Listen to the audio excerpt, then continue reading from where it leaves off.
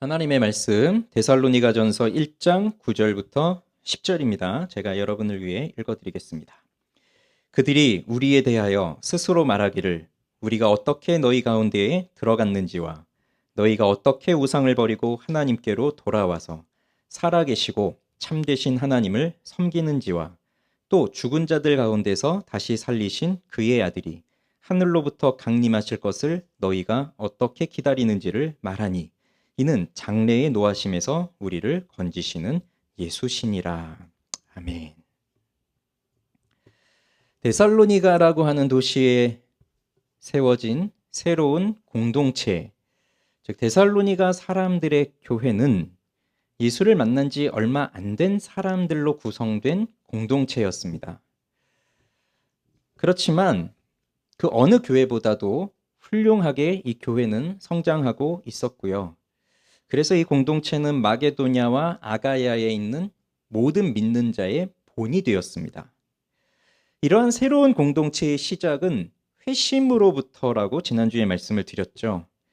그리고 그 회심은 하나님께로 돌아오는 것, 즉 하나님과 관계가 없던 자들이 태어나면서부터 죄책과 오염을 갖고 태어나서 하나님과 이웃을 미워하는 성향으로 살고 있던 그 사람들이 자기의 죄를 깨닫고 나의 죄를 위해 죽으신 예수 그리스도를 믿음으로 나를 창조하신 하나님 아버지께로 돌아오는 회심으로부터 이 공동체는 시작이 되는 겁니다.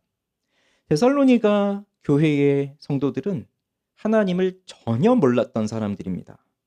그들의 머릿속을 지배하고 있던 사상들은 당시 그리스 로마 사람들 그 사회 속에서 팽배하고 있던 세속적이거나 물질적이거나 탐욕적, 쾌락적 또는 자신을 섬기는 그런 우상 종교적 이런 사상들로 가득 차 있었던 사람들이었는데 그 사상들의 중심에는 우상이 있습니다. 우상은 그것이 무엇이든지 간에 하나님보다 더 우선시 여기는 것, 그것이 무엇이든지 간에 하나님만이 주실 수 있는 것이 그것이 나에게 줄 수 있다고 여기는 것. 그것이 무엇이든지 간에 내가 이것만 있으면 나는 좀 더 좋은 사람이 될 것이고 가치가 있는 사람이 될 것이라고 여기는 그 무엇. 그러니까 그것이 무엇이든지 간에 그것이 우상이에요.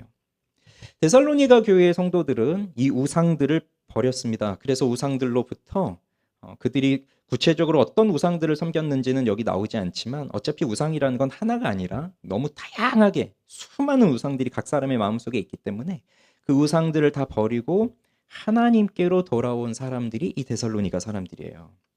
그래서 회심의 첫 번째 특징은 우상들을 버리고 하나님께로 돌아오는 것이었고요. 오늘 그 두 번째 특징을 볼 건데 바로 하나님을 섬기는 것입니다. 하나님을 섬기는 것. 자, 9절을 다시 한번 읽어볼까요? 같이 읽어봅시다. 시작.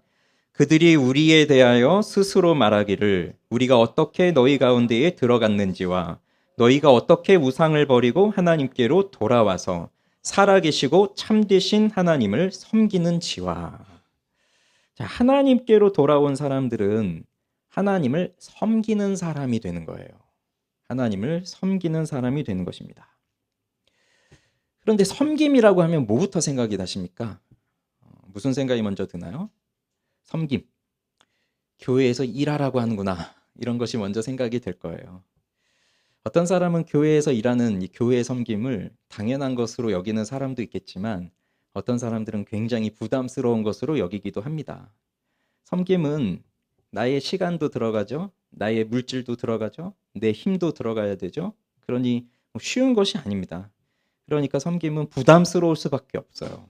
특히 교회에서 이런 얘기를 하면 더 부담스러워져요. 그런데 여기서 말하는 섬김이 무엇인지를 살펴볼 필요가 있습니다. 자, 우선 섬김의 대상을 보시죠. 누구를 섬기는 겁니까? 살아계시고 참되신 하나님을 섬기는 거예요. 그리고 여기 섬기다라고 번역되어 있는 이 단어가 헬라어로 원래 둘레우오라는 단어가 여기 쓰여 있는데 이 둘레우오라는 동사는 둘로스라고 하는 명사에서 왔어요. 둘로스라는 말은 들어보신 분이 계실 거예요. 유명한 단어니까. 노예라는 뜻이거든요. 영어로 슬레이브예요. 노예라는 뜻이고요. 그래서 이 둘레우오는 노예가 되다라는 뜻입니다. 근데 제가 종이라고 말하지 않고 노예라고 말하는 이유가 있어요. 이 로마 사회에는요, 종은 등급이 있습니다.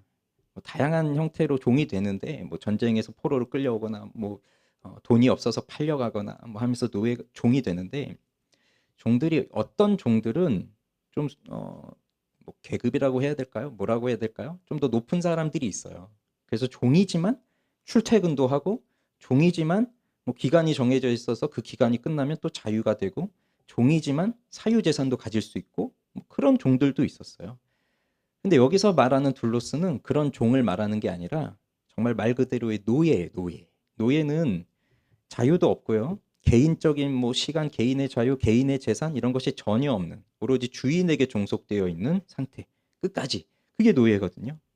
그 단어가 이 둘로스입니다. 그리고 그렇게 그 노예가 된다는 뜻이에요. 근데 바울은 왜 여기서 노예라는 단어를 쓰고 있을까요? 우연히 이 단어를 썼을까요? 아니겠죠? 중요한 의미가 여기 담겨져 있겠죠? 그래서 이 말을 그대로 직역을 하면 살아계시고 참되신 하나님의 노예가 된 것이다. 이렇게 할 수 있는 거예요. 살아계시고 참되신 하나님의 노예가 된 것이다. 그럼 노예라는 말에 반감이 들 수 있어요. 노예는 자유도 없고 그런 거로 우리는 다가오니까. 그런데 바울이 자신을 뭐라고 소개하는지 보통 뭐라고 소개합니까? 자신을?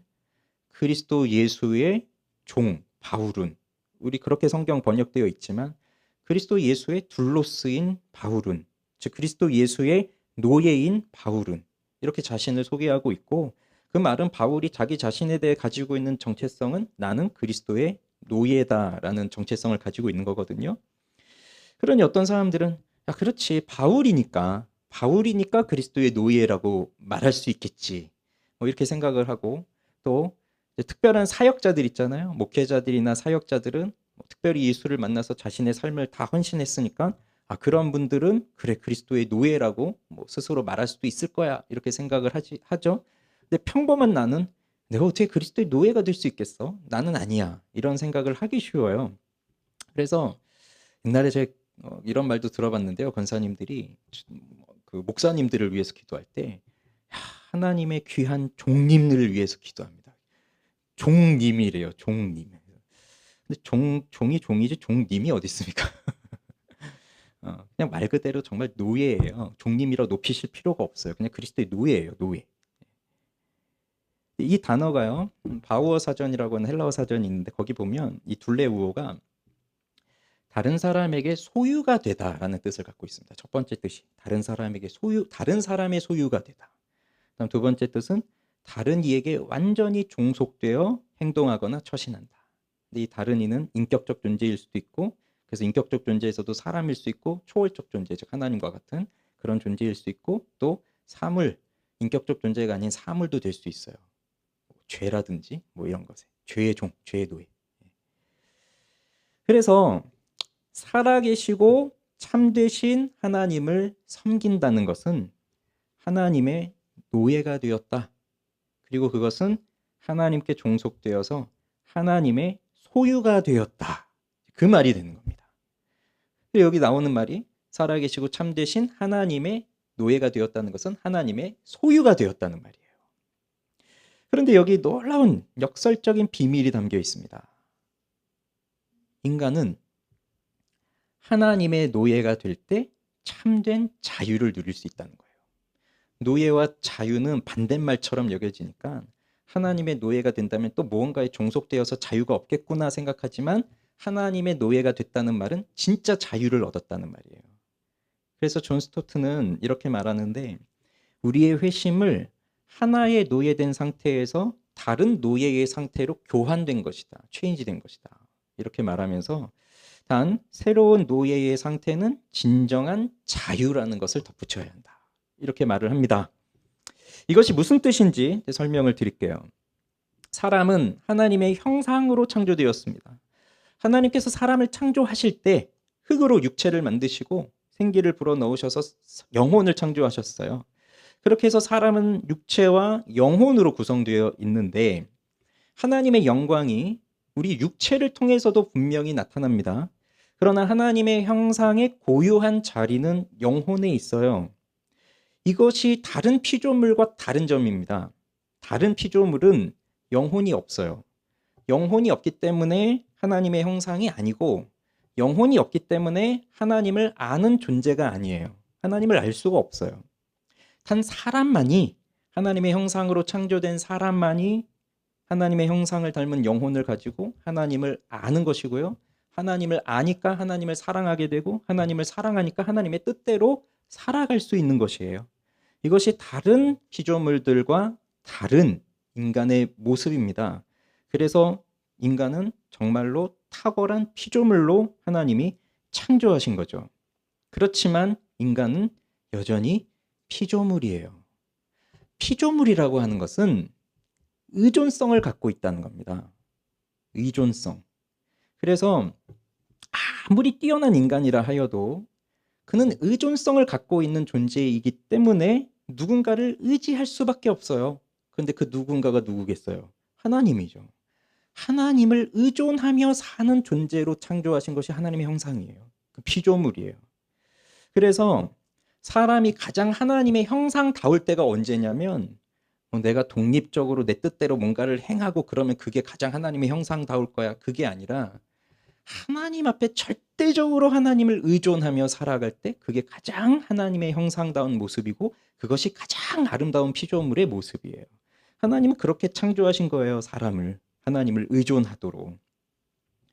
그런데 사람이 죄를 범했다고 하는 것은 그 하나님을 의존하는 이 관계를 깨뜨려 버리겠다는 거거든요. 그래서 난 더 이상 하나님을 의존하는 게 아니라, 하나님을 의지하며 사는 게 아니라 내가 나의 주인이 되어서 내가 내 마음대로 독립적으로 주체적으로 살겠다 하는 것이 죄예요.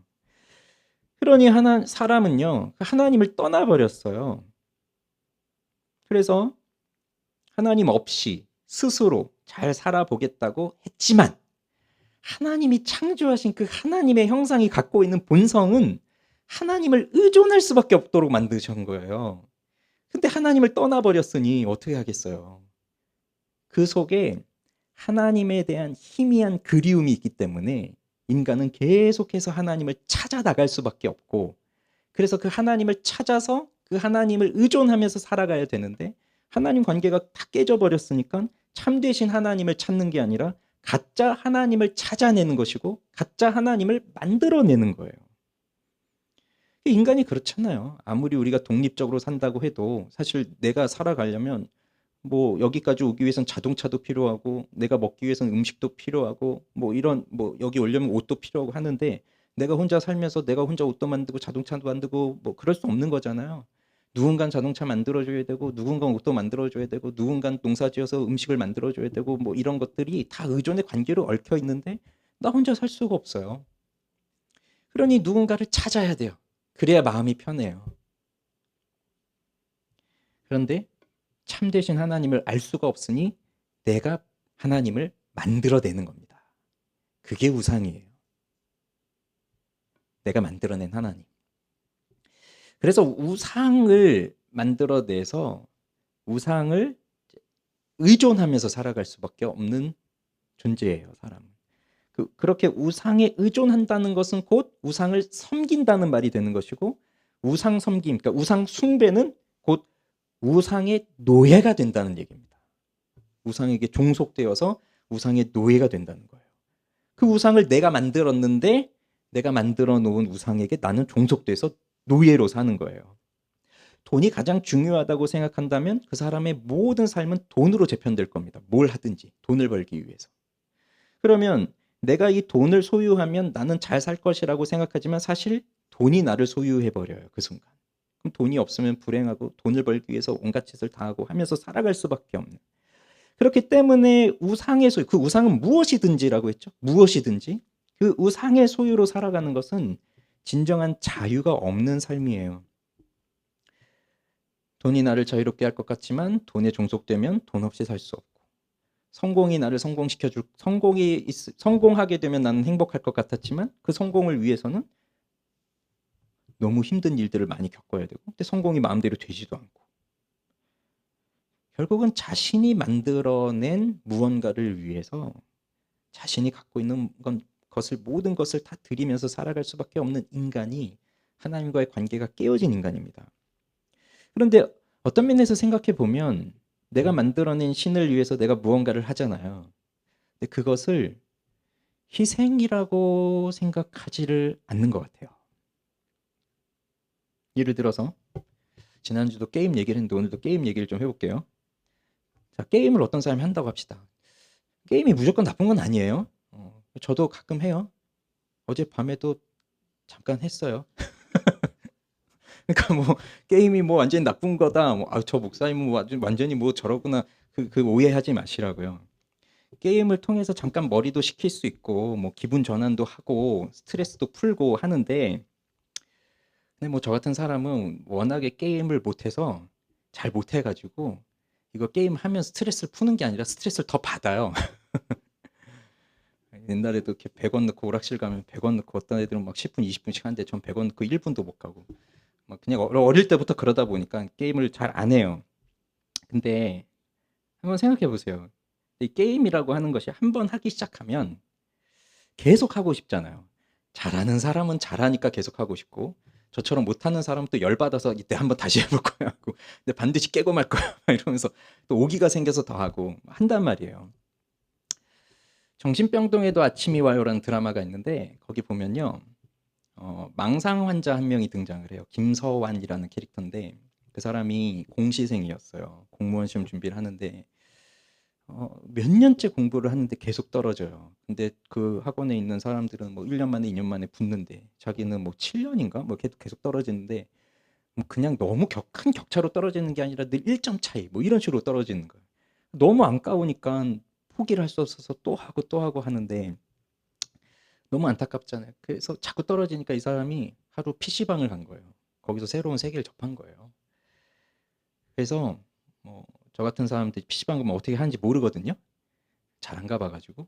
그 사람도 마찬가지였어요. 어떻게 하는지 몰랐어요. 근데 가르쳐 주니까 했는데 게임을 하기 시작했는데 결국은 게임과 현실을 구분하지 못하는 망상에 사로잡혔어요. 그래서 병원에 입원하게 됐고 치료를 받다가 좋아지는 것 같았지만 결국 스스로 목숨을 끊어요.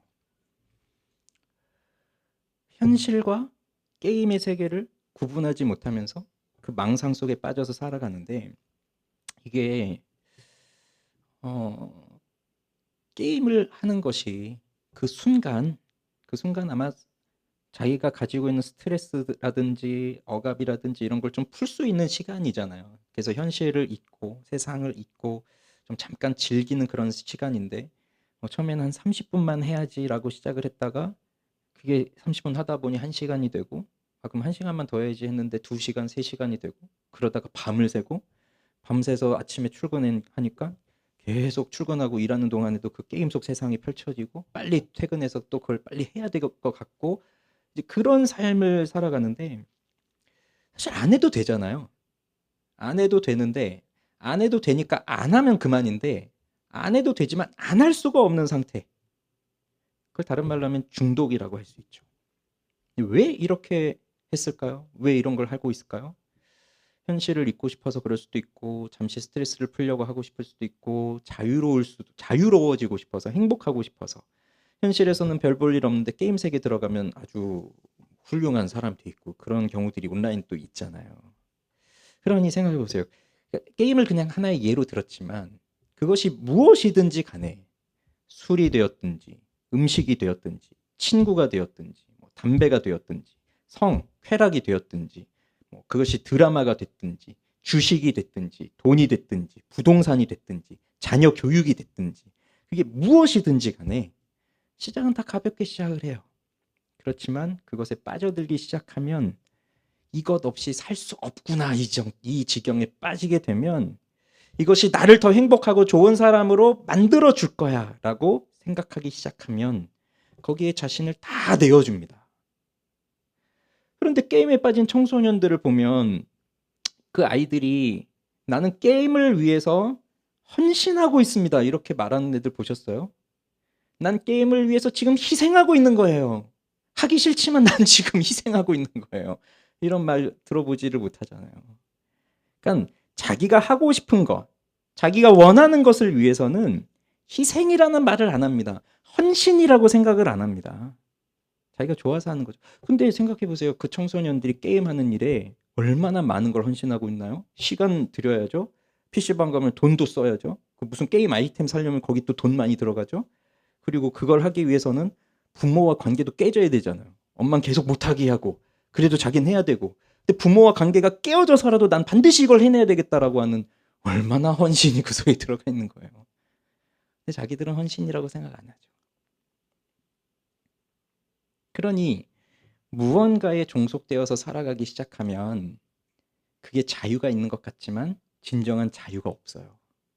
벗어날 수가 없으니까. 그러던 사람들이 예수를 만난 겁니다. 이 데살로니가 사람들도 마찬가지예요.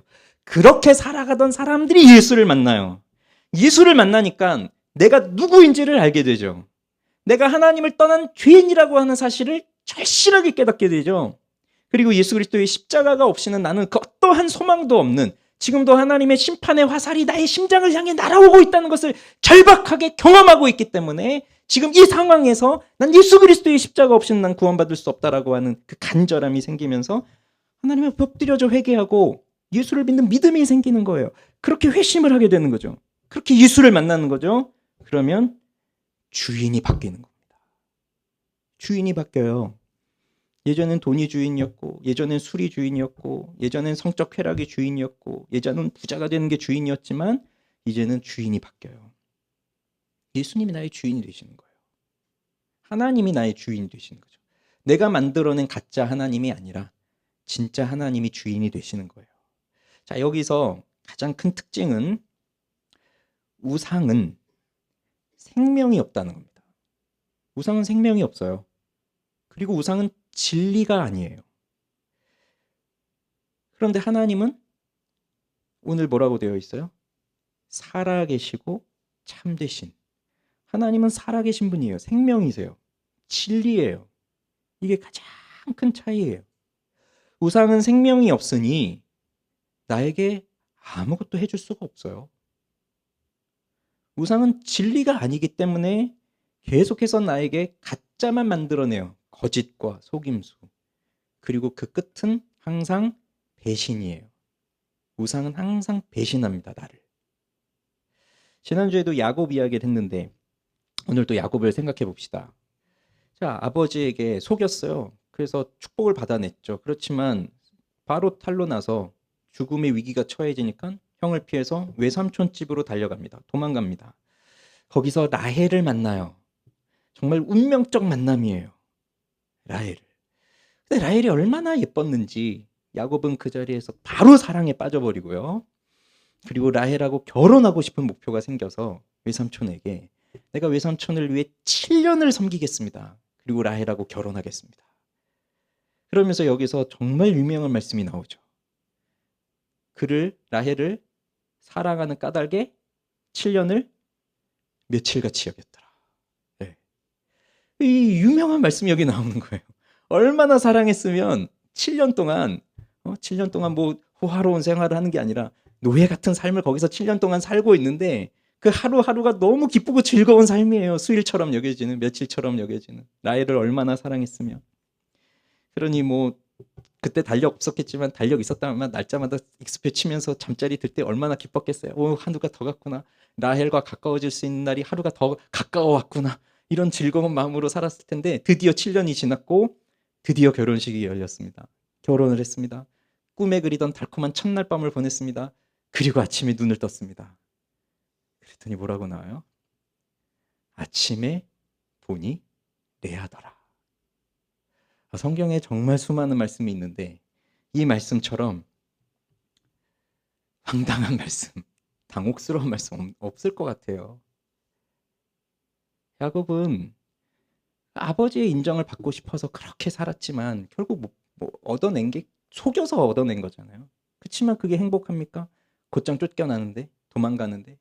근데 거기서 만난 라헬을 통해서 이제 바뀌어요. 야, 이제 라헬만 있으면, 내가 라헬하고만 살 수 있다면, 라헬이 내 아내가 되어준다면, 뭐 아버지의 인정을 못 받고 뭐 그런 거 상관없습니다. 라헬만 있으면 이제 다 되는 거예요.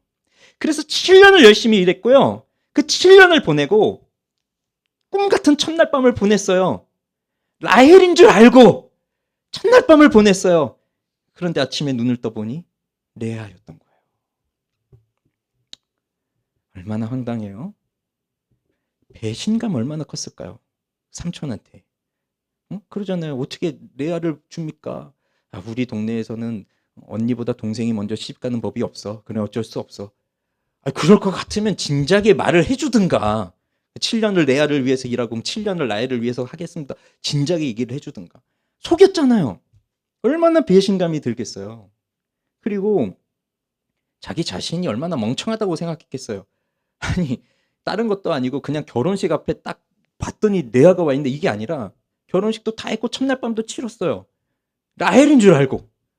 얼마나 자기 자신이 한탄스럽겠어요. 응? 눈 좀 더 부비고 한번 봐볼 걸. 불이라도 켜볼 걸. 얼마나 자책이 심했겠어요? 후회가 많이 됐겠어요? 얼마나 절망스러웠겠어요? 그 심정이 얼마나 복잡했을까요? 말로 이루 다 할 수 없을 겁니다. 그러나 이것이 야곱의 인생만이 아니라 이것이 우리의 인생이에요. 이것이 우리의 인생이에요. 우리가 매일 아침마다 겪고 있는 겁니다. 눈 떠보니 레아더라. 왜 레아가 있지? 라헬이 있어야 되는데. 그리고 정신 차리고 다시 하루를 살아요. 라헬을 얻은 것 같아요. 잠들었어요. 다음날 눈 떠보니까 또 레아인 거예요. 그럼 거기서 정신 차리고 진짜 라헬을 찾아야 되는데 그것도 아니에요. 그냥 계속 가짜만 붙들고 살고 아침에 눈 뜨니 레아고 후회하고 또 살고 아침에 눈 뜨니 레아니까 또 후회하고 이렇게 우리를 배신하는 겁니다. 그러나 하나님은 달라요. 하나님은 살아계신 분입니다.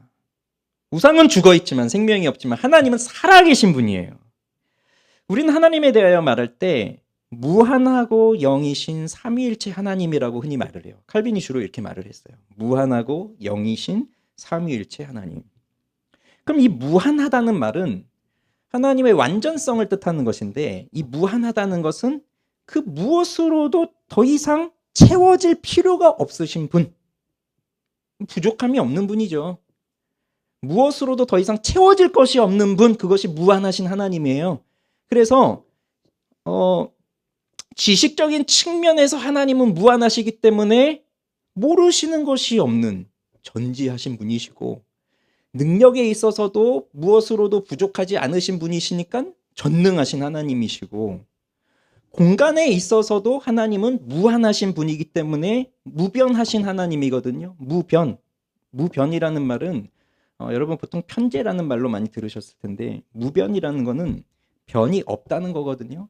여기 이 강대상의 이 끝에서 이 끝 변이 있잖아요. 가장자리 끝과 끝이 있잖아요. 하나님은 그 가장자리가 없다.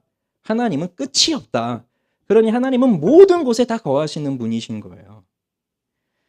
하나님이 시간에 있어서 무한하시기 때문에 시작도 끝도 없는 영원하신 분이시고 그런 하나님, 그 무한하신 하나님이 영이신데 영성, 영성은 하나님이에요. 사람이 아니라.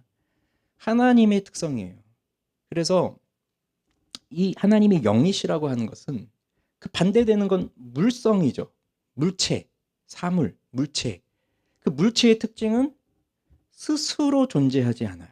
누군가가 만들어내야 돼요. 그런데 하나님은 영이시다라고 할 때 그것은 하나님은 스스로 계신다는 뜻이 되는 거예요. 그러니 무엇으로도 더 이상 채워질 필요가 없으신 완전하신 하나님이 스스로 살아계시는 분이시다. 그 하나님을 섬긴다고 하는 것인데 하나님이 불타는 떨기나무 속에서 모세를 만나시면서 모세가 하나님께 나와왔을 때 하나님은 자신을 나는 스스로 있는 자다라고 가르쳐 주셨거든요. 그러면 생각을 해보십시오. 스스로 존재하는 하나님 앞에 내가 섰을 때 스스로 존재하신 하나님의 말씀을 내가 지금 듣고 있을 때 그때 난 어떻게 할 것인가? 우리는 이 세상에서 만난 사람이든지 어떤 사물이든지 어떤 사상이라든지 스스로 존재하는 걸 만나본 적이 없어요. 누군가 만들어낸 거예요. 그러니 대등한 입장에서 서서 이야기를 할 뿐인데 스스로 존재하신 하나님 앞에 섰을 때 그 하나님이 살아계신 하나님이기 때문에 내게 말을 거신다. 그 말을 들으면 거기서 어쩌고 저쩌고 하나님 이렇고 저렇고 그런 얘기 할 수 있을까요? 격차가 다른데요. 무한하신 분이신데요. 우리는 그 앞에 엎드려져서 아무 말도 못하고 하나님이 내리시는 처분을 달게 받을 수밖에 없는 그 상태에 놓이는 겁니다. 그 하나님을 만나는 거예요. 그게. 그러면 이러한 하나님이 나의 주인이 되신다고 할 때, 내가 그 하나님의 소유가 된다고 할 때, 그것은 막연한 두려움일까요? 아니면 크나큰 기쁨과 감사일까요? 당연히 기쁨과 감사죠. 이렇게 살아계시면서 참되신 진리의 진짜 하나님이 나의 하나님이시다, 나는 그분의 소유가 되었다라고 한다면 이건 그냥 두려운 일이 아니라 감사해야 될 일인 거죠. 너무 기쁜 일이죠. 하나님은 우리를, 나를 하나님의 소유, 하나님의 백성으로 삼으시기 위해서 약속을 맺으시거든요. 언약을 하셨어요. 그리고 그 언약을 이루시기 위해서, 그 언약을 지키시기 위해서 하나님은 목숨을 거셨어요. 그런데 이 언약은 하나님이 깨뜨리는 게 아니라 내가 깨뜨리는 거죠. 내가 자꾸 이 언약을 깨뜨려요. 그런데 이 언약을 깨뜨리는 나를 위해서, 나를 하나님의 소유로 삼으시기 위해서 우리를 대신해서 생명을 바치십니다. 그분이 하나님이에요. 날 위해 예수 그리스도를 보내시고, 하나님이신 예수님은 날 위해 죽으시고, 그래서 내가 깨뜨린 그 언약을 다시 회복시키시고, 이것이 하나님이 하시는 일이라고요. 이렇게 나를 하나님의 소유로, 하나님의 자녀로 삼아주시는데 이 사실은 결코 변함이 없어요. 결코 변함이 없어요. 우상은 나를 배신하지만 하나님은 나를 배신하지 않으십니다. 내가 무언가를 더 했다고 해서 하나님이 나를 더 사랑하시는 것도 아니고, 내가 무언가를 못했다고 해서 하나님이 나를 덜 사랑하시는 것도 아니에요. 하나님은 그저 나를 사랑하세요. 그게 하나님이시니까. 우상은 배신하지만 하나님은 끝까지 나를 지켜주세요. 이것이 하나님의 노예가 되었다는 뜻입니다. 이것이 하나님의 소유가 되었다는 뜻이에요. 그래서 우리는 하나님의 노예가 되었다, 반감을 가질 필요가 없어요. 이건 너무나 특권을 받은 거예요. 너무나 특별한 일이에요. 나는 너희 하나님이 되고 너희는 내 백성이 되리라. 이걸 다른 말로 표현한 것일 뿐입니다. 하나님의 노예가 되었다, 하나님의 소유가 되었다. 그래서 우리는 하나님의 완전한 품 안에 거하고 있기 때문에 자유로울 수가 있고, 전능하신 하나님의 보호하심 속에 있으니 우리는 자유롭게 살 수 있는 겁니다. 하나님의 뜻을 따라서 억압적으로 사는 게 아니라 인격적으로 순종하기 때문에 나는 자유로운 것이고요. 그 하나님을 예배하고 있기 때문에 우리는 자유를 누리면서 살고 있는 것이에요. 그럼 하나님의 소유로 하나님의 노예가 된 하나님의 백성들은, 즉 우리들은 가만히 있으면 되는 것이냐? 하나님이 나를 백성으로 삼아주셨으니, 하나님의 소유로 삼아주셨으니 그럼 나는 가만히 있으면서 나는 왕자다 하면서 그냥 그러고 살면 되느냐? 그건 아니죠. 하나님의 소유로서, 하나님의 노예로서 산다는 건 나의 주인이신, 나의 왕이 되시는 하나님을 위해서 사는 거잖아요. 회심하게 되면, 자, 내가 죄를 회개하고 예수를 믿게 되면 그 즉시 그 사람은 그리스도의 몸으로 들어옵니다. 그리스도의 몸.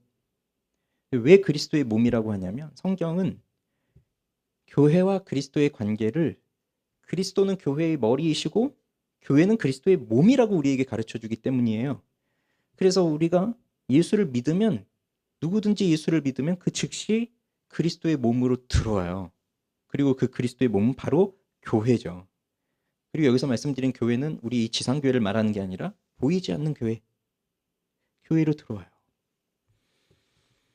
그러면 몸이 정말로 살아있다면 살아있는 몸은 움직이겠어요? 가만히 있겠어요? 움직이죠. 살아있는 몸은 움직이는 겁니다. 활동을 하는 겁니다.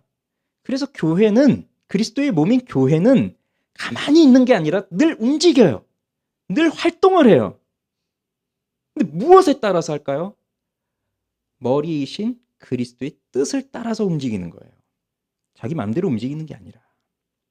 그래서 교회는, 그리스도의 몸인 교회는 그의 머리가 되시는 그리스도를 따라서 예수님이 이 땅에 계셨더라면 하셨을 그 일들을 이 교회가 예수님을 대신하여서 하는 거예요.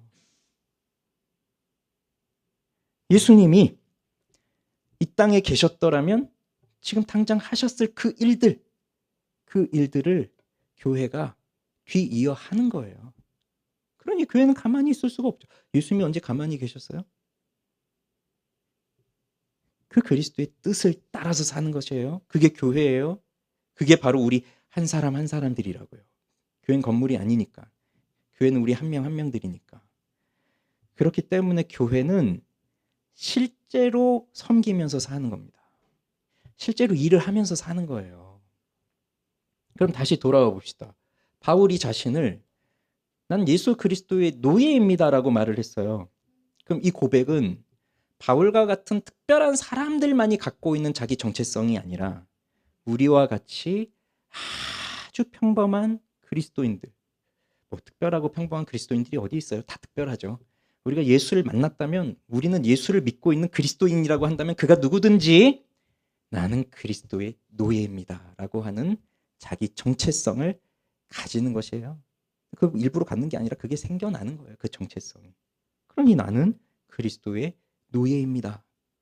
내가 하고 싶을 때만 하고 하기 싫을 때 안 하고 계약 기간 끝나면 종료되는 그런 종이 아니라 그런 일용직 무슨 근로자가 아니라 나는 그리스도의 노예입니다.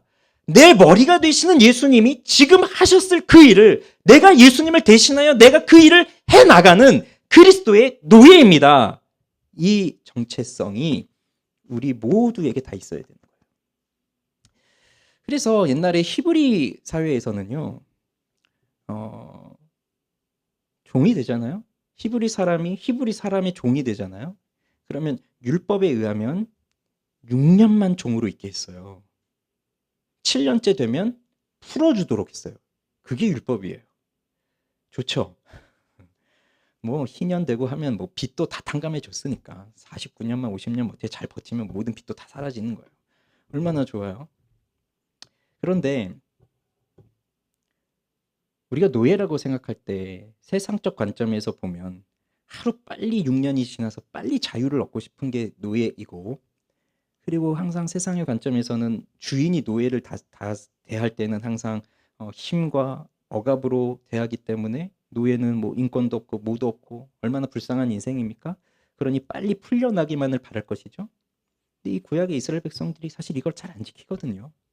7년째 돼도 안 내보내줘요. 이게 또 이스라엘이 하나님이 심판하신 이유 중에 하나이기도 해요. 근데 어쨌든 자 6년이 지났습니다. 7년째 되었습니다. 주인이 나를 부릅니다. 이제 너는 자유다 라고 했을 때 어떤 종에게는 이런 종도 있는 거예요. 나는 죽을 때까지 이 주인을 섬기고 싶습니다. 자발적으로. 왜 그럴까요? 이 주인을 너무 사랑하게 됐어요. 주인을 사랑하게 된 거예요. 그래서 나는 이제 자유를 얻기보다 죽을 때까지 당신의 노예로 살고 싶습니다. 이런 사람들도 있는 거거든요. 그래서 율법에 어떻게 하라고 했냐면 그런 사람들이 있다면 그를 데리고 가서 문 앞에 세우고 송곳으로 귀를 뚫으라고 했어요. 그러면 그 귀가 뚫린 종은 그 사람의 영원한 종이 되는 거예요. 억지로 하는 게 아닙니다. 자원, 감사, 기쁨으로 난 이 사람의 종이 되겠습니다. 왜? 너무 사랑하니까. 그리스도인들이 바로 이런 사람들이에요. 난 예수를 너무 사랑해요. 억지로 종이 되는 게 아니라 그렇게 자발적으로 귀뚫은 종처럼 난 주님을 섬깁니다. 예수님을 나의 주님으로 섬깁니다. 그게 우리들이라고요. 그렇게 주님을 섬기는 하나님의 노예, 하나님의 종들은 하나님을 섬기는 게 힘들다고 느껴질까요? 내가 왜 딴 사람 안 하고 왜 나만 이런 일을 하고 있지? 왜 나만 이렇게 안 해도 되는 걸 내가 이렇게 하고 있는 것 같지? 뭐 이런 생각이 들까요? 흔히들 교회 섬김을 교회에서 섬기라고 하면 헌신이라고 생각하거든요. 헌신. 근데 헌신도 맞습니다. 그 헌신도 해야죠, 우리는. 나의 것을 드리니까 헌신이 맞아요. 내 물질, 내 시간, 내 재능, 내 힘, 내 육체적 힘 모든 걸 다 드려야 돼요. 그냥 하는 건 헌신이 아니죠. 그러니까 헌신인데, 그런데 내가 정말 예수를 사랑하는 마음에서 그렇게 귀뚫은 종과 같이 그렇게 자원하는 종이 되었다고 한다면 그 사람이 나를 주를 위해서 헌신한다고 말할 수 있을까요? 난 주님, 난 지금 오늘도 이렇게 하고 있잖아요. 봐주십시오.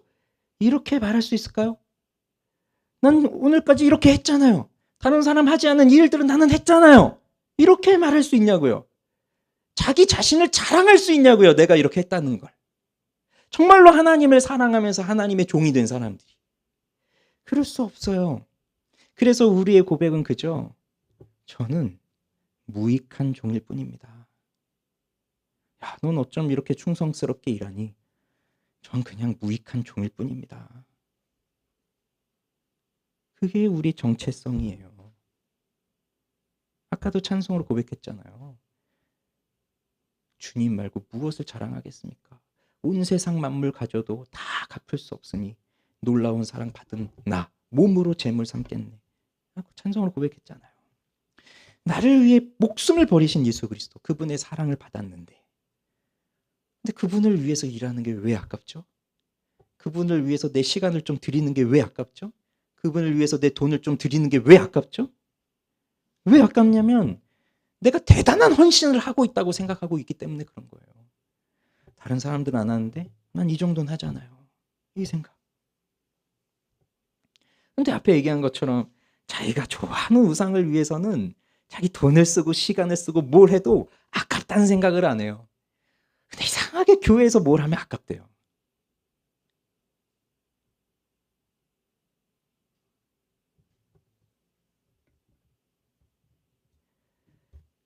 우리는 무익한 종일 뿐입니다.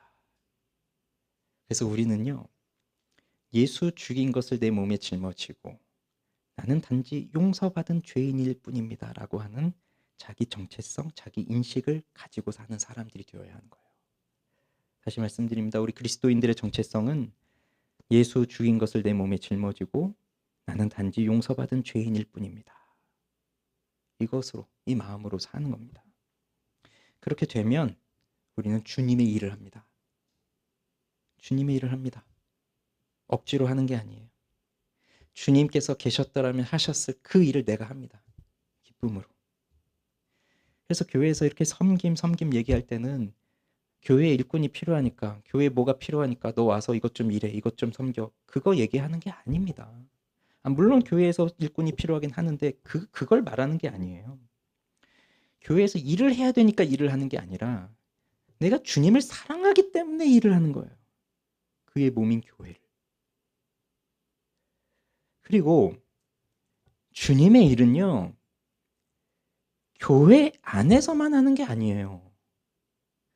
또 교회 일만 주님 일을 한다고 생각하고 저 교회 밖에서 하는 일은 주님 일이 아니라 세상 일이라고 하는 거죠. 그러니 목사는 교회가 직장이 돼서 주님 일 하는 사람이고 우리 같은 사람들은 세상에서 직장을 가지고 있으니까 우린 주님 일 잠깐 하고 세상 일 하는 사람이고 이렇게 생각하지만 그렇지가 않아요. 우리는 모두가 다 주님의 일을 하는 사람들이고요. 그 주님의 일을 한다는 것은 우리가 속하여 있는 세상 속에서 사회 속에서 하는 겁니다. 예수님 생각하면 답이 나오잖아요. 예수님이 언제 성전에만 계셨어요? 예수님이 교회에서만 계셨어요? 예수님은 늘 돌아다니면서 일을 하셨단 말이에요. 이런저런 사람들을 만나면서 복음 전하시고 하나님 나라를 가르치시고. 교회 안에서만 주의 일이 아니라 우리가 나가서 하는 모든 즉 우리들이 하는 모든 일이 다 주님의 일이에요. 그 섬김이라고요. 그래서 존 파이퍼가 하도 오늘날의 시대는 자녀들을 많이 안 낳으니까 그 자녀를 낳는 것에 대한 복이 뭐냐는 질문에 이런 인터뷰를 하는 걸 들었었는데 생각해봐라. 크리스찬이 자녀를 낳는다는 것은 이 세상에 짐이 되는 아이들을 낳는 것이 아니라 이 세상에 짐을 덜어주는 아이들을 낳는 것이니 얼마나 기쁜 일이냐. 그러니 많이 낳아라. 그거를 이제 권면하셨던 것인데 생각해 보면요. 우리 한 사람 한 사람은 이 세상에 짐이 되라고 여기 온 게 아니라 세상에 짐을 덜어주는 존재로 살라고 여기 보내신 거거든요. 부담되십니까? 세상에 짐 벌써 생각나죠? 저 인간 짐덩어리들. 그럼 우리는 피하고 싶잖아요. 되도록 짐하고는 엮이지 말아야지. 근데 그리스도인은 그 짐을 덜어주는 거다. 만나고 싶지 않은 그 사람들, 엮이고 싶지 않은 그 사람들, 그들의 짐을 덜어주는 사람들이다. 그게 주님을 섬기는 거예요. 그러니 얼마나 멋진 일입니까? 내가 하고 있는 모든 일이 다 주님을 섬기는 것이다. 주님으로부터 받은 사랑을 내가 또 다른 사람들에게 돌려주고, 그래서 또 사랑하고, 하나님이 만드신 이 세상을 하나님의 뜻대로 가꾸어 가고, 그게 섬김이에요. 교회는 그래서 가만히 있을 수 없어요. 움직여요. 교회 안에서만 움직이는 게 아니라 교회 밖으로 뻗어나가는 거예요. 이 사랑을 가지고. 그러면 이제 말씀을 맺어볼게요. 회심은 우상들을 버리고 하나님께로 돌아오는 것이라고 했죠.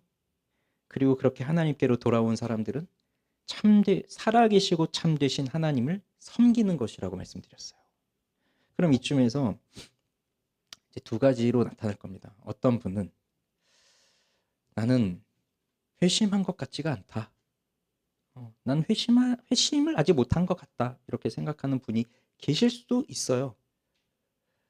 그리스도의 몸이라고 하는 보이지 않는 참된 교회는 반드시 회심한 사람들만, 구원받은 사람들만 모이는 공동체이지만, 이 땅에 있는 우리 지상의 교회들은 회심한 사람과 그렇지 못한 사람들이 다 섞여 있어요.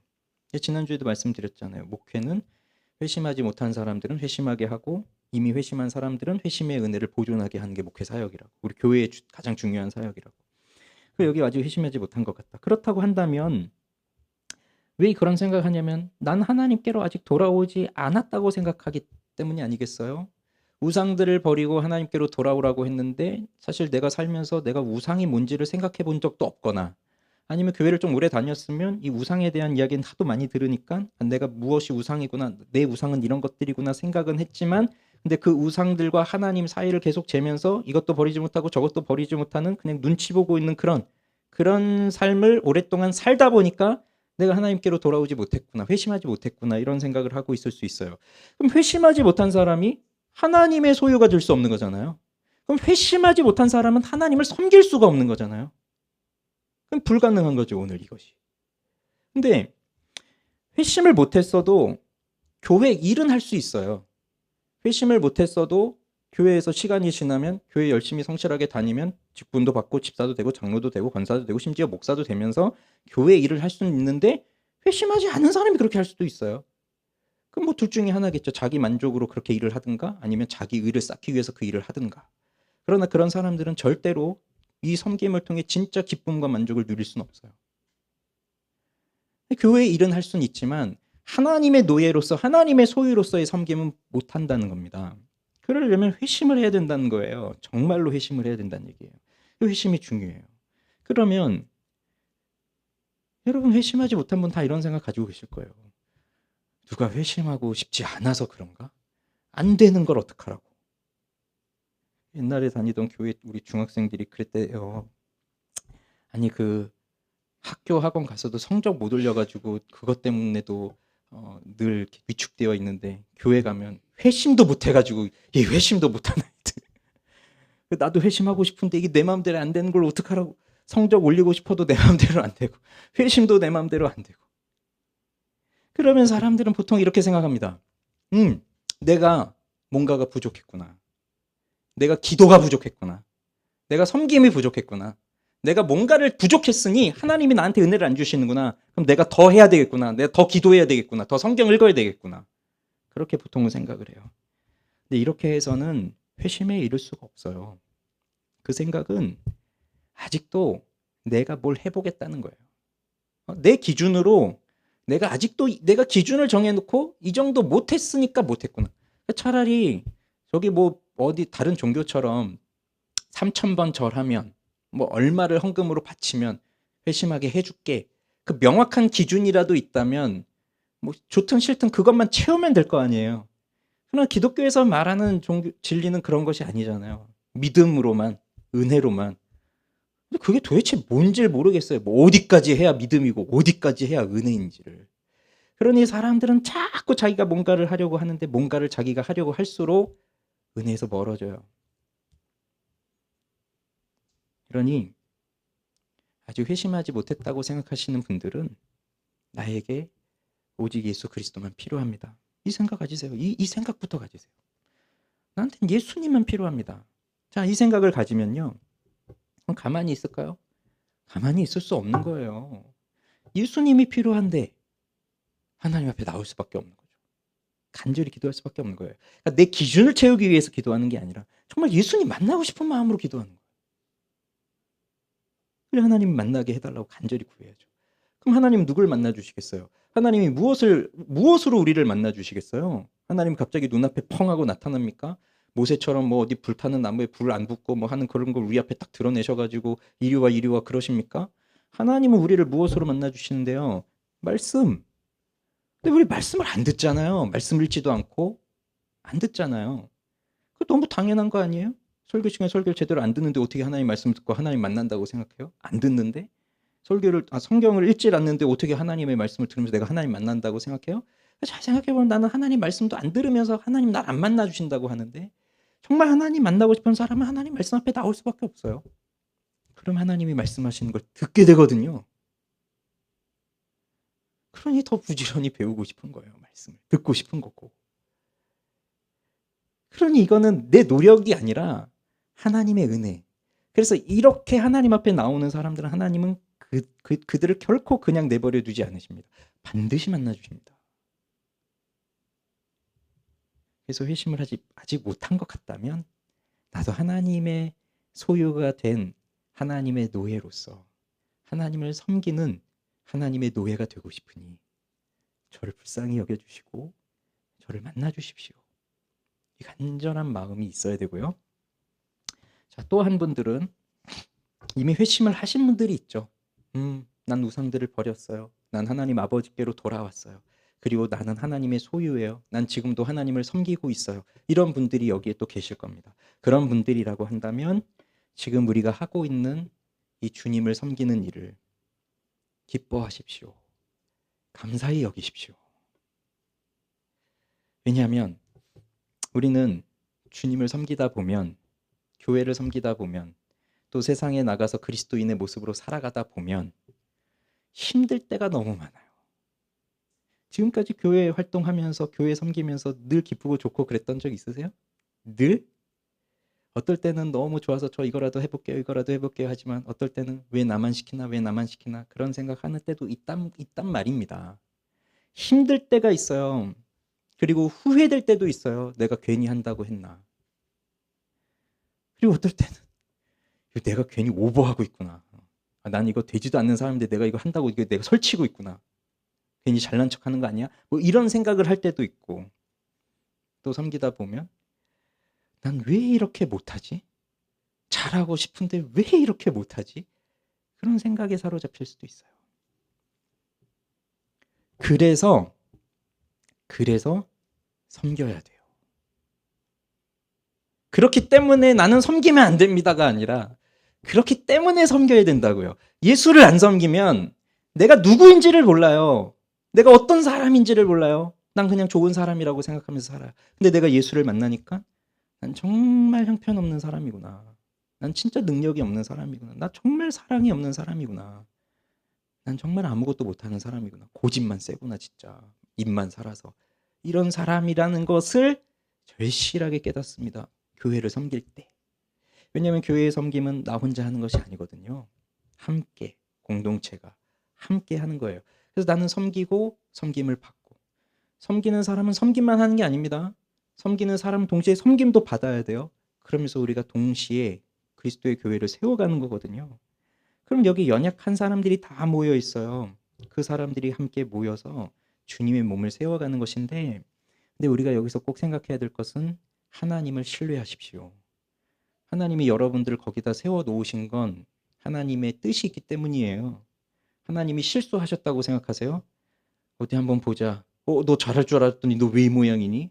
내가 잘못 생각했나? 하나님이 그렇게 후회하실 거라 생각하세요? 아니에요. 하나님은 다 알고 계시고 여기에 우리를 세워놓으신 거예요. 우리가 무슨 문제를 일으킬지 다 아시면서 거기다 세워놓으신 거예요. 어차피 하나님은 우리에게 무슨 성과를 내라고 여기다 세우는 건 아니거든요.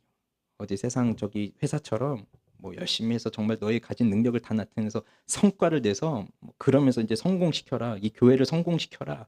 뭐 그렇게 해서 여기에 세워두신 것이 아니기 때문에 우리는 이 속에서 끊임없이 자기가 깨뜨려지고 회개하고 부서지고 때론 여기서 울고 하나님 앞에 엎드리고 이런 과정들을 통해서 나를 진실한 그리스도인으로 만들어가게 하기 위해서 그러면서 진실한 그리스도인들로 모인 아름다운 공동체로 형성해 가게 하기 위해서 그렇게 우리를 부르신 것이기 때문에 우린 여기서 섬겨야 돼요.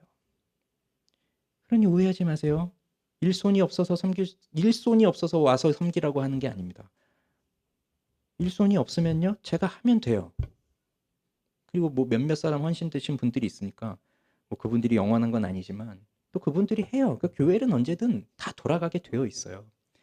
근데 일이 모자라니까 좀 손을 와서 도와라 그게 아니라 하나님은 이렇게 교회를 섬기고 세상을 섬김을 통해서 나의 영혼을 더욱더 성장시켜 가시기 때문에 그래서 섬기라는 거예요. 그런데 이렇게 하려면 우리의 머리이신 그리스도로부터 은혜와 생명을 끊임없이 공급받아야 됩니다. 그러니 말씀과 기도가 없이는 섬길 수가 없어요. 일은 능숙해져요. 교회 일을 하다 보면 능숙해져요. 그래서 교회 한 10년, 20년 다니신 분들은 수련회를 한다, 뭘 한다 하면 벌써 머릿속에 일머리가 탁 생기면서 이건 이렇게 하는 거고 이건 이렇게 하는 거고 다 이제 머릿속에 다 나타나요. 그러니까 일은 하다 보면 능숙해집니다. 그렇지만 그걸 정말 하나님을 섬기는 마음으로 하는 건 머리이신 그리스도와 붙어있지 않으면 할 수가 없어요. 그래서 내 영혼이 침체에 빠져 있으면 교회 섬김이 부담스럽습니다.